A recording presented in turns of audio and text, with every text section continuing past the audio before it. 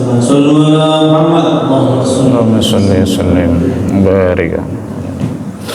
Assalamualaikum warahmatullahi wabarakatuh.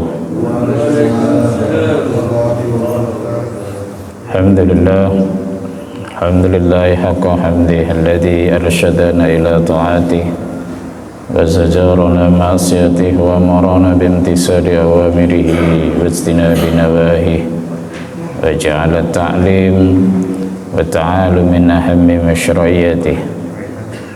Asyhadu an la ilaha illallah wahdahu la syarika lah iqraran biwahdaniyatihi wa asyhadu anna sayyidana wa nabiyyana Muhammadan abduhu wa rasuluh i'tirafan binubuwwatihi.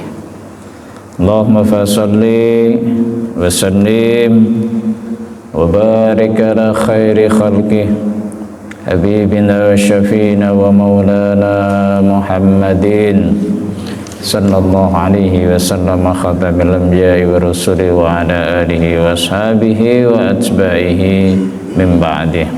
Rabbi shrah li sadri wa yassir li amri wahlul 'uqdatam min lisani yafqahu qawli. Rabbi shrah li sadri wa yassir li amri wahlul 'uqdatam min lisani yafqahu qawli. Rabbi shrah li sadri wa yassir li amri wahlul 'uqdatam min lisani yafqahu qawli.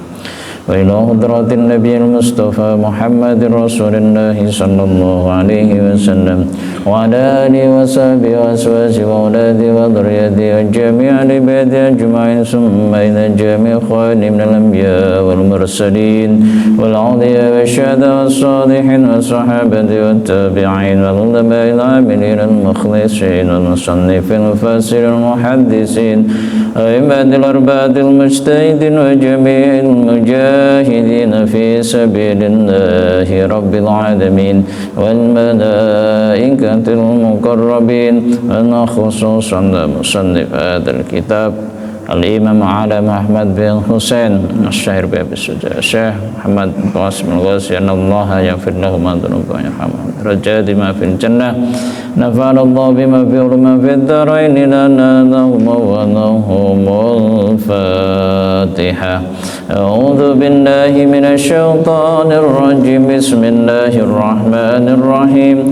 Alhamdulillahi rabbil alamin arrahmanir rahim maliki yaumiddin iyyaka na'budu wa iyyaka nasta'in ihdinas siratal mustaqim siratal ladzina an'amta 'alaihim ghairil maghdubi 'alaihim waladdallin.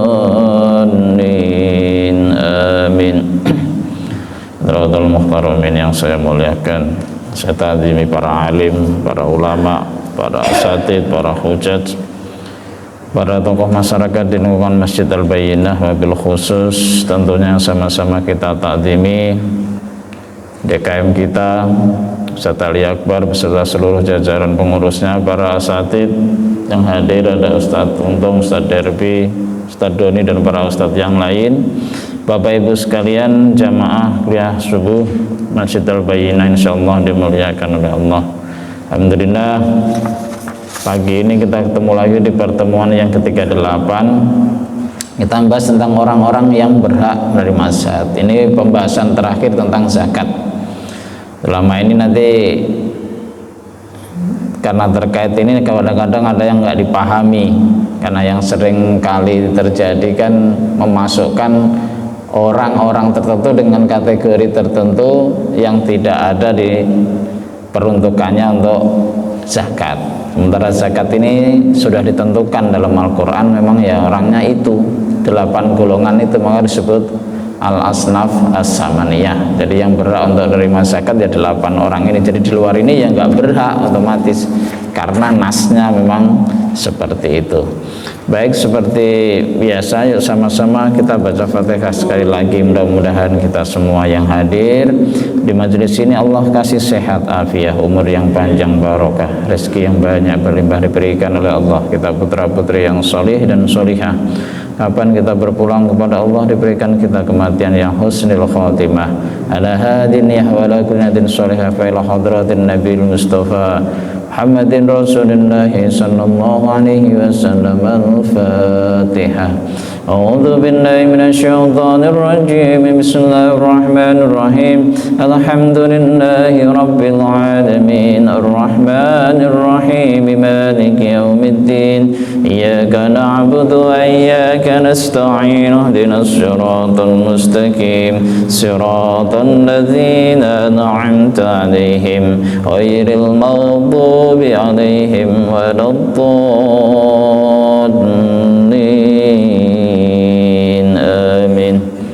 Saya baca dulu nasnya sedikit, teks kitabnya. Bismillahirrahmanirrahim. Faslun ay hadza faslun. Qala al-musannifu rahimahullahu ta'ala nafa'anallahu bihi wa bi'ulumihi fid dharaini amin. Bismillahirrahmanirrahim. Wa tudfa'u, dan diserahkan apa az-zakatu, zakat, ilal asnaf, kepada kelompok atau golongan as-samaniyah yang 8, kepada 8 kelompok, kepada 8 golongan. Alladzina, yaitu orang-orang zakarahumullahu ta'ala, yang telah menyebut hum terhadap ladina, siapa Allah Ta'ala, fi kitabil aziz, di dalam kitabnya yang agung yaitu Al-Quranul Karim, fi qaulihi, di dalam firman Allah. Jadi berdasarkan kewajiban atau orang berhak untuk menerima zakat ini ada 8 orang berdasarkan firman Allah, innamas shadaqatu lil fuqara'i wal masakini wal amilina 'alaiha wal mu'allafati qulubuhum wa fir riqabi wal gharimina wa fi sabilillahi wa ibnis sabil faridatan minallah wallahu alimun hakim. Jadi dasar hukum, jadi orang-orang yang berhak menerima zakat itu adalah berdasarkan firman Allah dalam surah Taubat ayat 60. Sesungguhnya zakat itu yang pertama disebutkan dalam ayat itu adalah lil fuqara. Fuqara itu kalau dalam nahwu jamak dari fakir, jamak taksir dari fakir, fuqara. Lalu siapa yang disebut fakir itu, siapa sih yang berhak untuk menerima zakat itu? Kalau dalam kitab ini, dalam syarahnya disebutkan fal fakiru fi zakati huwallazi la mala lahu wa la kasba yaqau mauqi'an min hajatihi. Jadi orang fakir itu, yang disebut orang fakir itu, jadi orang fakir itu sering kadang-kadang kita menyebutkan fakir miskin, langsung digabung gitu ya, orang miskin aja gampangnya. Padahal sebenarnya fakir itu lebih parah daripada miskin. Yang disebut fakir kalau dalam terminologi fikih itu orang yang tidak memiliki harta dan tidak memiliki penghasilan atau pekerjaan yang layak untuk memenuhi kebutuhan makannya. Parah istilahnya, nggak ada kerjaan, nggak ada duit, itu fakir, benar-benar parah.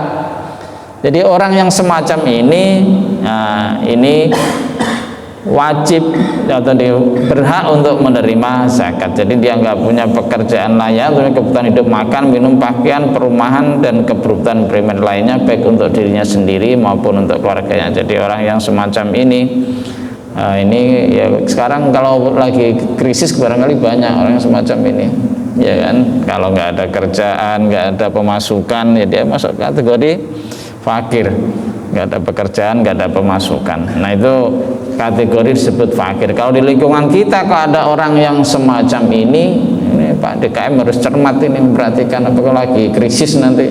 Seandainya krisis, ada nggak di lingkungan kita yang seperti ini?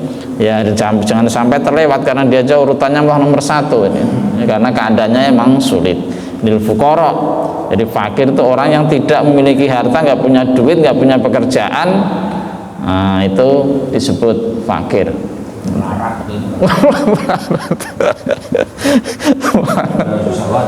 Paling susah lah fakir itu. Ya, itu yang pertama.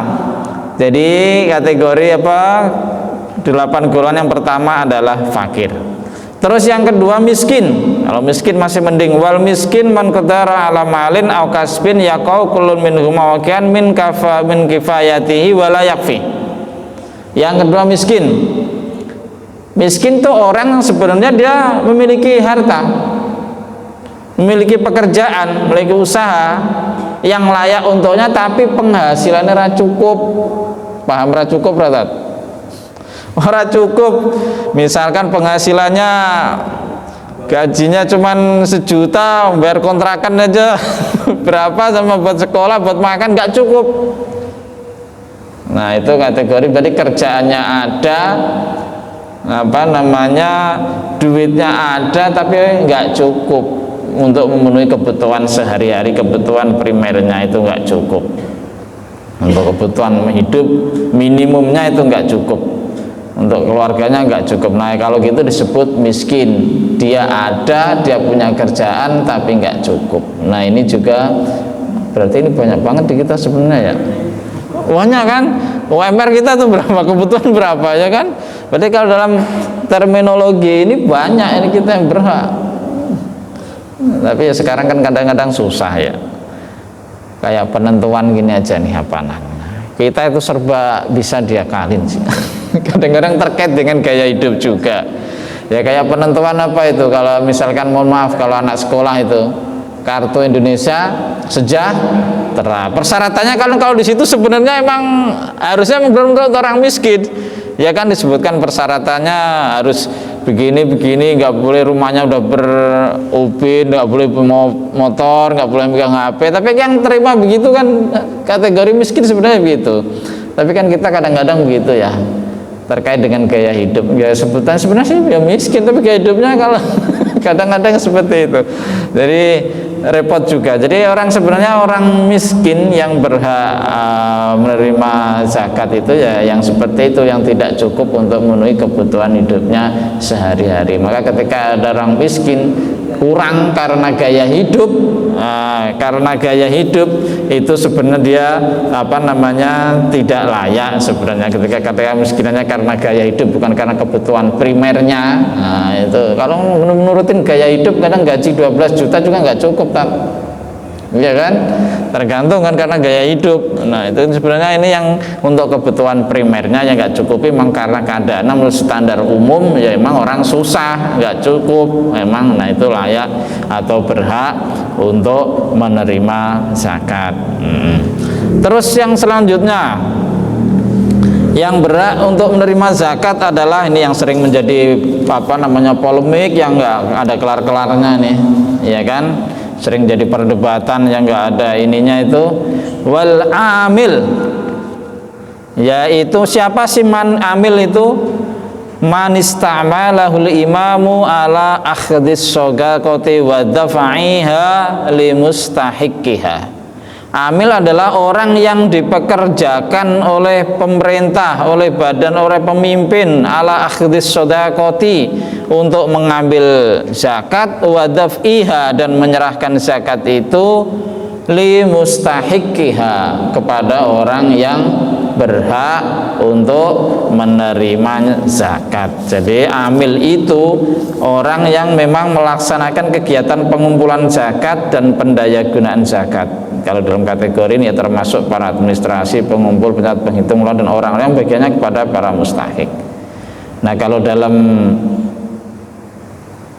di Indonesia sendiri, kalau berdasarkan undang-undang itu kan ada 2 tuh lembaga yang ditunjuk, yaitu Basnas dan LAS, lembaga amil zakat. Jadi kalau menurut Undang-Undang nomor 23 tahun 2011 itu ada 2. Jadi petugas-petugas dari Basnas, dari LAS inilah yang disebut amil. Karena amil, jadi kalau kayak petugas-petugas panitia di masjid, kalau menurut peraturan, menurut pengertian ini sebenarnya tidak masuk.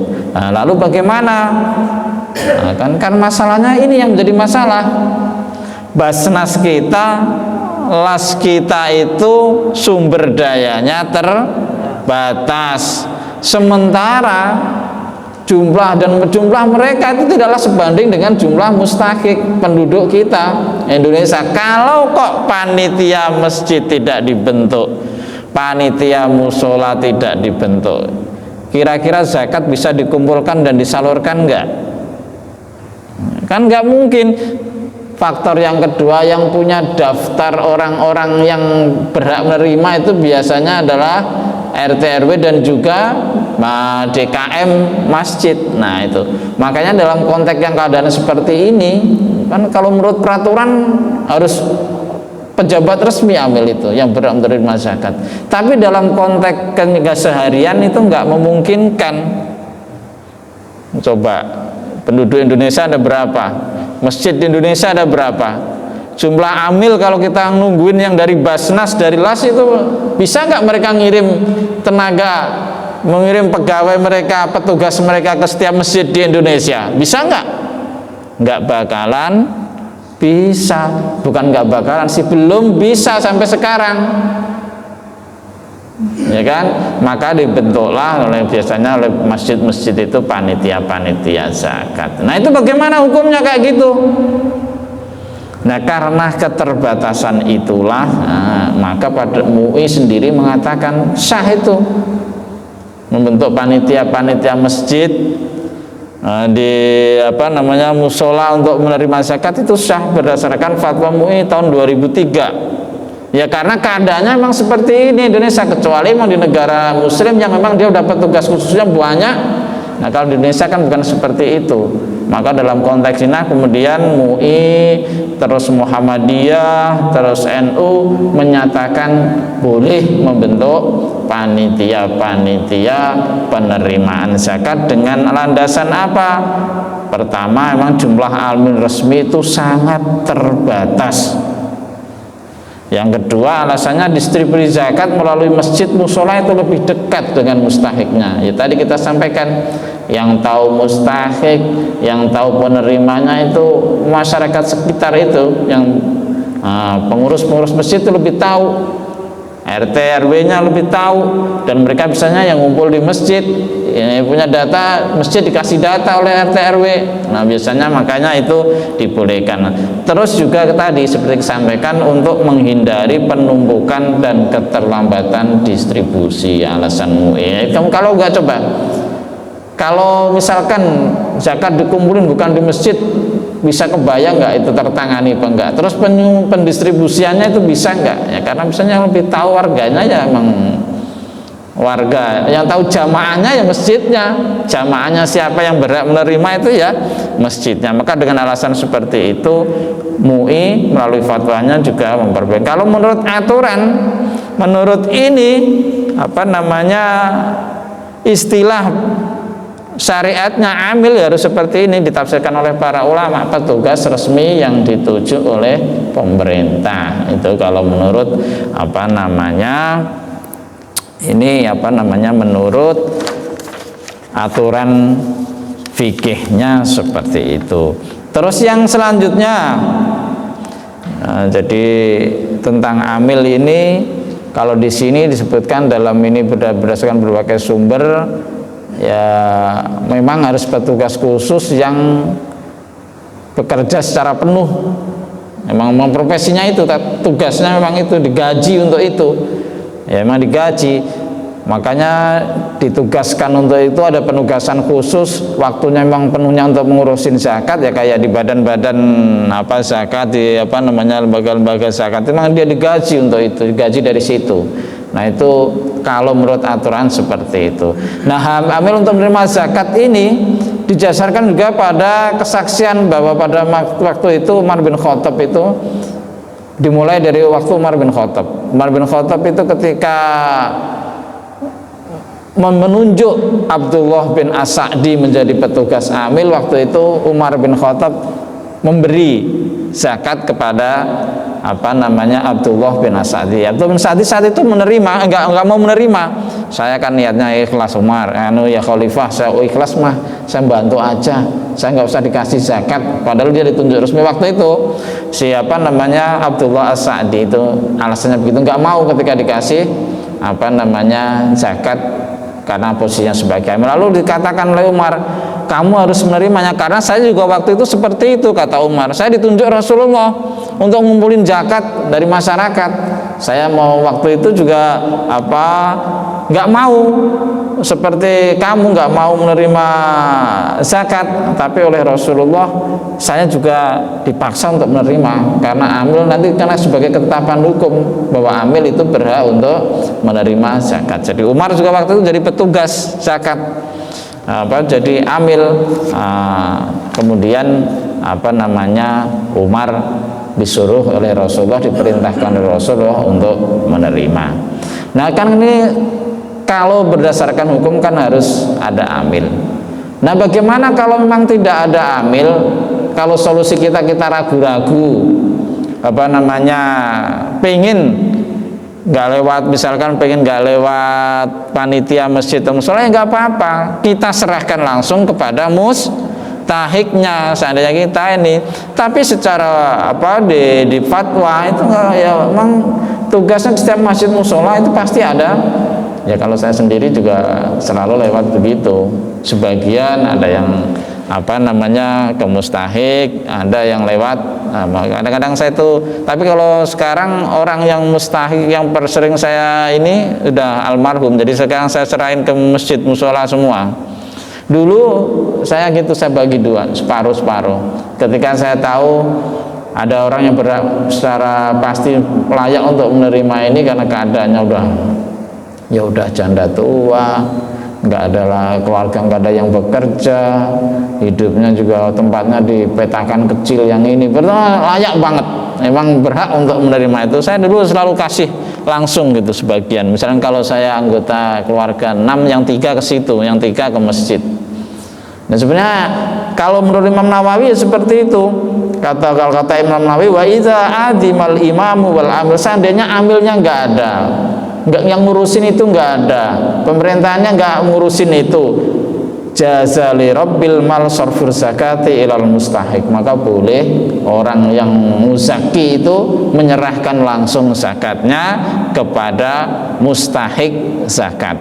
Jadi makanya kan kita kadang-kadang lebih tahu nih, di lingkungan kita ada orang-orang yang tetangga kita, terutama seandainya ada tetangga kita tahu persis memang beliau layak untuk menerima itu supaya menjadi mustahik, ya kita serahkan langsung, nggak apa-apa. Seandainya nggak lewat panitia musola masjid atau nggak lewat basnas atau las. Tapi kalau lewat resmi, tapi para ulama menganjurkan lewat yang bagus, lewat resmi. Tapi boleh seandainya memang amil itu nggak ada, karena memang dalam Al-Quran kan disebutnya wal amilin, ada petugasnya khusus yaitu para amil.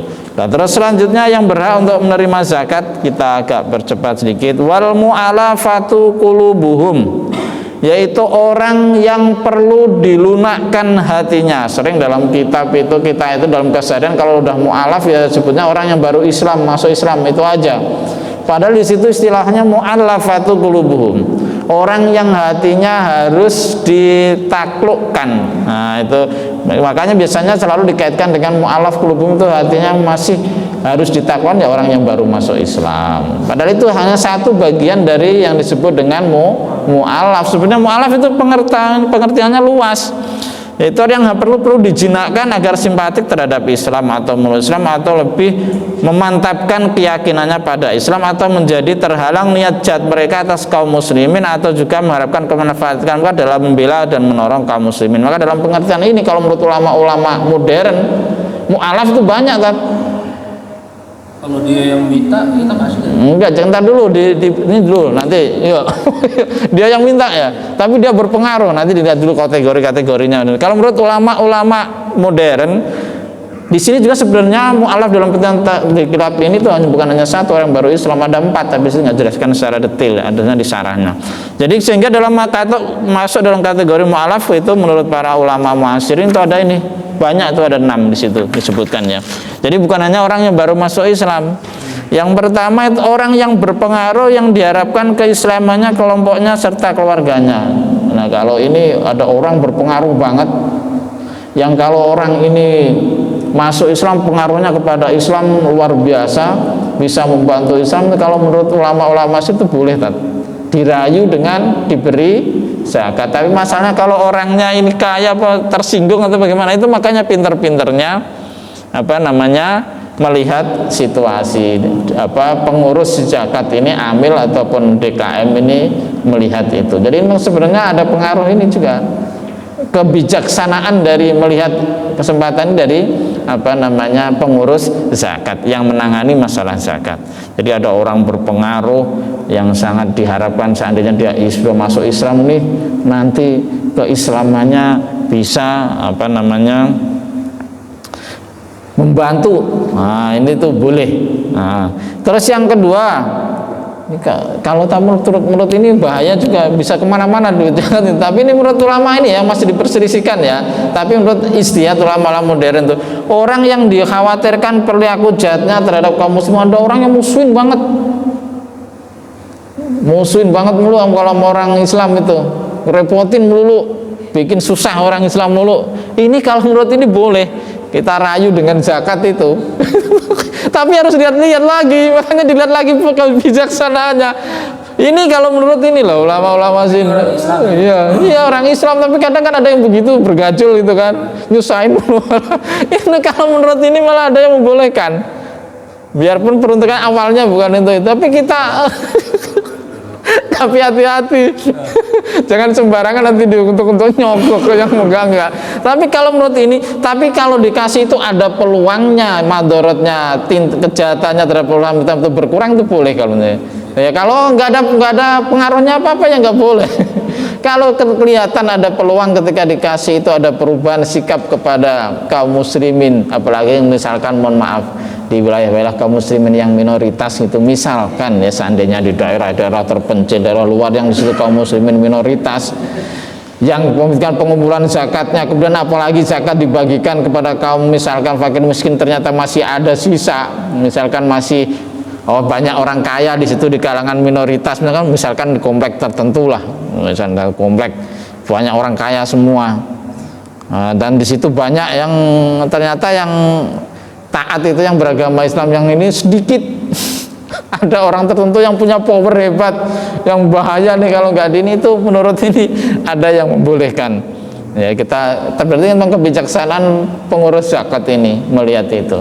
Nah, terus, ini tadi yang ketiga masuk ini tadi, orang yang baru memasuk Islam yang dikhawatirkan kembali goyah hati mereka dari Islam agar keislaman mereka semakin bertambah mantap. Ini yang biasa ya ini. Makanya ketika ada orang mu'alaf, ya biarpun dia kaya, kalau memang benar-benar baru mu'alaf, ya baiknya dikasih. Ya biar ada perasaan, ternyata begini ya ajaran Islam, asik.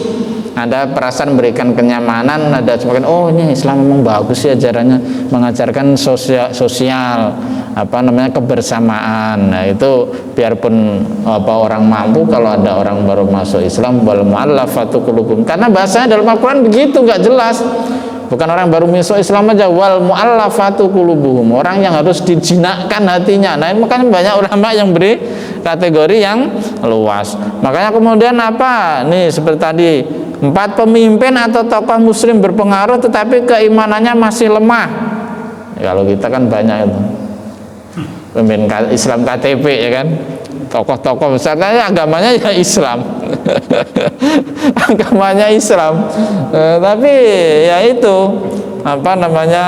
dia orang berpengaruh, agamanya Islam tapi nggak pernah ini. Nah ini kalau menurut ini tokoh berpengaruh tapi keimanannya masih lemah, dengan zakat itu diberikan, dia punya perhatian kepada Islam, ke Islam lebih bagus, itu boleh. Tapi ya ini lagi-lagi ini masalah subjektivitas tadi, harus benar-benar secara ini diperhatikan oleh panitia, dimusyawarahkan dengan baik. Yang penting, ini yang pentingnya, yang berhak menerima yang utama itu 8 ini harus dicari dulu. Nanti kalau yang begini-begini ini di luar yang ini ya, yang penting harus 8 itu harus dicari dulu. Yang ada dari 8 itu siapa? Yang ada yang berat dari 8 itu siapa? Nggak mesti harus semua. Kalau nggak ada ya nggak perlu dipaksakan. 8 misalkan yang ada cuman fakir miskin aja, ya udah itu berarti yang berat. Misalnya ada yang lain nggak ada, ya nggak ini. Jadi itu mu'allafatu qulubuhum. Terus yang saya termasuk juga tokoh masyarakat yang telah memeluk Islam dan yang punya sahabat-sahabat orang kafir dengan tujuan menarik simpatinya dan sahabatnya. Nah, ada orang nih baru masuk Islam juga, ya udah Islam sih, dia orang jaringannya kuat, relasinya banyak, apalagi relasinya itu bukan orang-orang Islam, tapi dia berpengaruh nih. Orang ini nanti kalau kita rayu, kita dekatin, nanti dia bisa membawa teman-temannya kepada Islam. Nah, itu juga menurut ini boleh. Ya, influencer. Influencer. Jadi pengertian mu'alaf itu memang masih luas, jadi tergantung nanti bijaksana. Terus kaum muslimin yang tinggal di perbatasan dengan musuh, di benteng-benteng kamu itu juga karena ada urgensi mereka, itu juga boleh. Nah, terus itu yang terkait dengan mu'alaf. Jadi mu'alaf itu pengertiannya luas, jadi orang yang perlu untuk dijinakkan hatinya sehingga menjadi kuat, menjadi ada perhatiannya kepada Islam, keimanannya menjadi semakin bagus. Terus yang selanjutnya, yang kelima, agak dipercepat, wa firriqabi, dan budak. Tapi budak kalau dalam konsep fikih ini, fikih klasik itu yang berhak untuk menerima itu hanya budak mukatab. Jadi kalau dalam fikih klasik dulu, budak itu dibedakan dua, budak mukatab dan budak mudabbar. Budak mukatab itu apa sih? Budak yang dia dijanjikan kemerdekaannya oleh si tuannya dengan syarat dia bisa mencicil, membayar jumlah tertentu yang boleh dicicil. Berarti kalau dia membayar jumlah tertentu, berarti dia punya tanggungan tuh untuk memerdekakan diri sendiri. Karena kalau dia gagal membayar cicilan, gagal membayar ini, dia nggak jadi merdeka. Maka dia berhak untuk menerima zakat untuk membantu biar dia bisa merdeka. Maka dalam konsep fikih klasik itu gitu, yang berhak menerima itu budak mukatab, bukan semua budak. Kalau budak mudabar bagaimana? Budak mudabar itu budak yang dijanjikan oleh tuannya, nanti kalau aku meninggal kamu merdeka. Nah, kalau ini nggak perlu, kalau yang begini nggak perlu terima zakat. Mengapa? Karena dia tidak punya tanggungan untuk membayar. Kalau budaknya tuannya meninggal, dia otomatis merdeka. Tapi kalau yang mukatab ini yang harus mengusahakan diri kemerdekaannya sendiri dengan membayar, harus bekerja keras untuk menebus kemerdekaannya, ini dia yang berhak untuk menerima zakat. Jadi begitu kalau dalam konsep fikih klasik. Tapi kemudian, nah ini karena budak sekarang ini sudah nggak ada, ya kalau menurut konsep zaman itu. Tapi kalau sekarang kan konsepnya bisa jadi ini berbudakan ada lagi, zaman semakin modern ada aja perbudakan lagi tuh. Kadang-kadang kan ada itu kan human trafficking tuh, penjualan orang yang dijual gitu, ditipu. Nah itu kan masuk dalam kategori ini juga.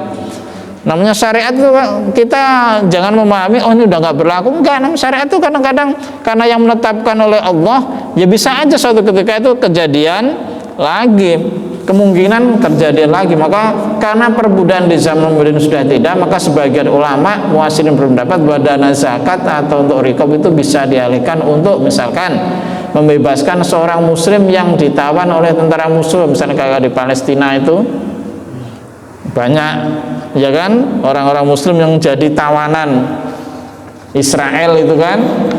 Nah itu kalau ditebus pakai uang zakat boleh kalau menurut para ulama muasirin.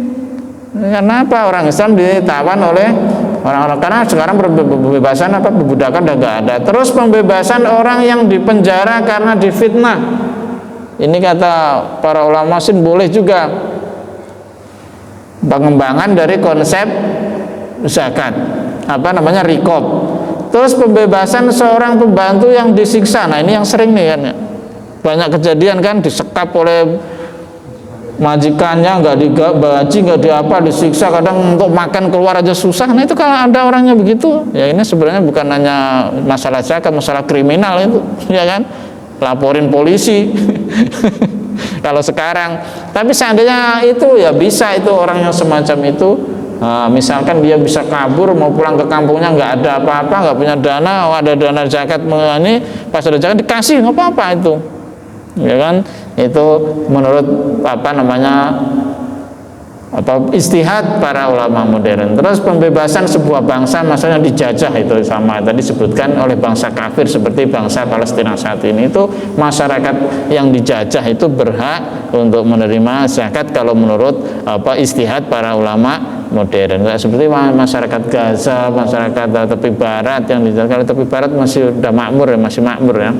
Kalau yang Gaza itu, nah itu berhak semua itu menurut, biarpun secara ini mereka nggak terima. Tapi kalau mereka berhaknya atas nama yang banyak, malah dari Rikob udah bisa, fakir miskin pasti karena keadaan yang seperti itu Gaza. Jadi memang mereka layak berhak dari segala kategori. Jadi ada yang orang malah lebih berhak dari berbagai macam kategori itu dalam zakat itu dia berhak untuk menerimanya. Terus setelah Rikob selanjutnya adalah wal gharimin. Nah ini orang yang terlilit utang, wal gharim. Nah, di sini disebutkan yaitu orang yang terlilit utang sehingga mereka kesulitan untuk memenuhi kebutuhan hidupnya. Zakat diberikan kepada mereka untuk menutupi hutang mereka. Masuk dalam kategori gharimin adalah orang-orang yang berhutang karena kefakiran mereka dan tidak mempunyai suatu cara apapun untuk dapat melusi hutang-hutang mereka dalam waktu yang telah ditentukan. Ini orang yang gali lubang tutup lubang untuk memenuhi kebutuhan hidup. Nah ini emang ini ya orang kayak benar terlilit pinjol macam itu berhak nih untuk menerima ini. Jadi makanya ini nih DKM ini harus memang orangnya harus sosialisasi, harus orang yang bersosial. Iya, oh ya sudah suruh, udah cepet banget ya, kita percepat ya. Ya, terus yang 7 adalah bisa dibaca sendiri ya, yaitu sabilillah, orang yang berjihad di jalan Allah. Nanti ini sabilillah juga sama. Kalau menurut para ulama mu'asirin dikembangkan konsepnya. Bukan hanya orangnya berperang. Kalau arti awalnya berperang doang. Kalau keadaan damai kan nggak ada orang berperang. Nah itu kalau menurut ulama mu'asirin konsepnya dikembangkan menjadi semua orang-orang yang bergerak untuk menyebarkan agama, untuk tegaknya agama Islam. Nah itu berhak untuk menerima zakat. Nah itu di situ disebutkan termasuk para mubalik, dai yang sudah kemana-mana menyebarkan Islam. Itu kalau menurut konsep modern, tapi konsep awalnya ya sabilillah. Terus terakhir adalah ibnu sabil, orang yang melakukan perjalanan dan dia kehabisan bekal sehingga tidak bisa melanjutkan perjalanannya. Tapi syaratnya perjalanannya bukan perjalanan untuk maksiat. Kalau perjalanan untuk imam di sini masuk sabilillah atau imam-imam masjid? Nah, itu kalau dalam kategori yang baru itu masuk sebenarnya. Nah, kalau masuk di kategori baru kan bagian dari yang mendakwahkan ini kan. Kalau menurut kategori ulama mu'asirin sebenarnya masuk. Nah, tapi kalau pengertian awalnya termasuk kita ini nggak masuk semuanya. Ya, tapi itulah konsep, karena selalu hukum seperti itu kalau kita sampaikan mengikuti keadaan masyarakatnya. Konsep itu ya durub mailati. Barangkali itu ya 8 orang yang berhak untuk menerima zakat. Barangkali ada yang ditanyakan kalau udah waktunya udah siang banget. Udah jelas ya. Zakat ke saudara gitu. Kalau saudaranya itu miskin ya, boleh sebenarnya, kerabat nggak apa-apa. Tapi disebutkan ya zakat gitu ya. Karena kita lebih tahu. Ada lagi sebelum kita tutup. Ada lagi? Nggak ada ya, paham ya? Ini gampang, ini baru kita besok masuk ke bagian puasa. Nah itu. Puasa dikit lagi puasa nih. Pas itu. Jadi mau puasa kita ngajinya puasa. Februari. Barangkali ini ya kita tutup taklim kita, kalau nggak ada yang bertanya kita tutup dengan doa akhir majelis. Subhanakallahumma bihamdika asyhadu an la ilaha illa anta astaghfiruka wa atubu ilaik. Mohon maaf kalau ada kata kurang berkenan, ada kekurangan di sana sini. Allahul muwaffiq ila aqwamit thoriq. Assalamualaikum warahmatullahi wabarakatuh.